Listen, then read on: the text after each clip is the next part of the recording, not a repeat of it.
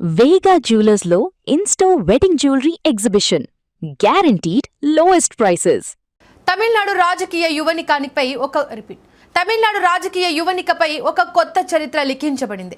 దశాబ్దాల కాలంగా ద్రవిడ కోటలను ఏలుతున్న దిగ్గజ పార్టీలను ఢీకొట్టి తొలి ప్రయత్నంలోనే తమిళగ వెట్రి కజగం టీవీకే ప్రపంచం సృష్టించింది.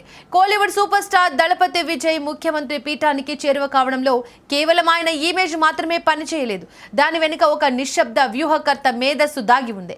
ఆయనే కపిల్ సాహు. ప్రశాంత్ కిషోర్ వంటి దిగ్గజ వ్యూహకర్తల పేర్లు వినిపిస్తున్న తరుణంలో తెర వెనుక ఉండి పావులు కదిపిన ఈ యువ వ్యూహకర్త ఇప్పుడు దేశవ్యాప్తంగా హాట్ టాపిక్ అయ్యారు. మధ్యప్రదేశ్ కు చెందిన కపిల్ సాహు రాజకీయ వ్యూహ రచనలో తనదైన ముద్ర వేస్తూ విజయానికి వెన్నెముకగా నిలిచారు. ఒకప్పుడు ఐపాక్ లో ప్రశాంత్ కిషోర్ టీం మెంబర్ గా పనిచేసిన కపిల్ సాహు ఆ తర్వాత తనదైన శైలిలో పొలిటికల్ కన్సల్టింగ్ డొమైన్ పేరుతో 12 మంది నిపుణులతో కూడిన కోర్ టీంను ఏర్పాటు చేసుకున్నారు. దాదాపు 9 రాష్ట్రాల్లో వివిధ పార్టీల గెలుపోటములను ప్రభావితం చేసిన అనుభవం ఆయన సొంతం. 2024లోనే ప్రశాంత్ కిషోర్ టీవీకే నుంచి తప్పుకున్నాక కపిల్ సాహు బాధ్యతలు స్వీకరించారు.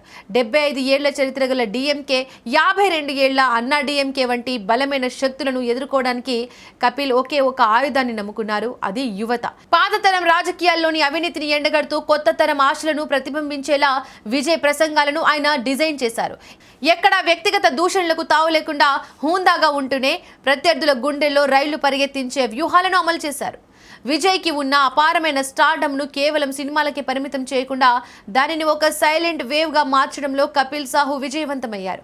అభ్యర్థుల ఎంపిక నుంచి నియోజకవర్గాల బలాబలాల విశ్లేషణ వరకు ప్రతి అడుగులోనూ డేటా అనాలిసిస్, డిజిటల్ క్యాంపెయినింగ్ స్ట్రాటజీలను పక్కాగా అమలు చేశారు. ముఖ్యంగా సోషల్ మీడియా వేదికగా యువ ఓటర్లను టార్గెట్ చేసిన ప్రచారం టీవీకేను క్షేత్రస్థాయిలో బలోపేతం చేసింది.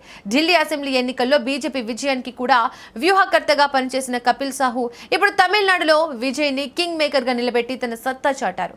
ప్రశాంత్ కిషోర్ తర్వాత భారత రాజకీయాల్లో ఒక శక్తివంతమైన వ్యూహకర్తగా కపిల్ సాహు పేరు ఇప్పుడు మారుమోగిపోతోంది. దళపతి విజయ్ వేసిన ప్రతి అడుగు, చేసిన ప్రతి ప్రసంగం వెనుక కపిల్ సాహు రాసిన పక్కా పొలిటికల్ స్క్రిప్ట్ ఉందనడంలో ఎలాంటి సందేహం లేదు.